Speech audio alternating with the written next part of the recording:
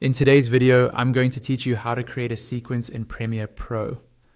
We'll start from the point where you already have a project open in the Premiere Pro editor. If you've just launched the program and created or opened a project, you should see the main workspace with several panels, a timeline area, a preview monitor, and most importantly for this video, the project panel. First, you need to import the video or media that you want to work with. Look toward the top of the screen and click on the File menu. From that drop-down, choose Import.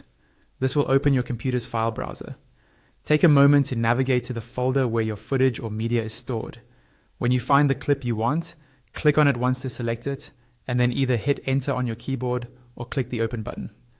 Premiere Pro will now bring that file into your project.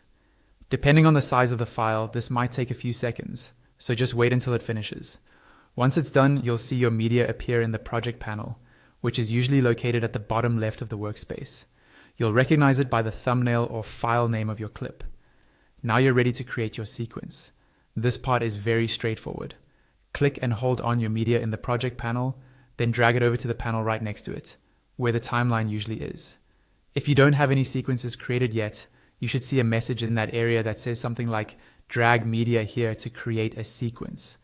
When you drop your clip there, Premiere Pro automatically builds a brand new sequence for you. The best part is that the sequence will match the resolution and frame rate of your clip. So if your video is, for example, 1920 by 1080 at 30 frames per second, Premiere will use those exact settings for the sequence.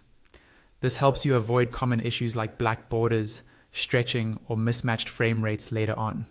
After you've done this, you'll see your clip sitting in the timeline, and the new sequence will also appear in the project panel, ready to be renamed or organized just like any other asset. And that's it. You've successfully created a sequence in Premiere Pro by importing your media and dragging it into the timeline area, letting Premiere handle all the technical settings for you.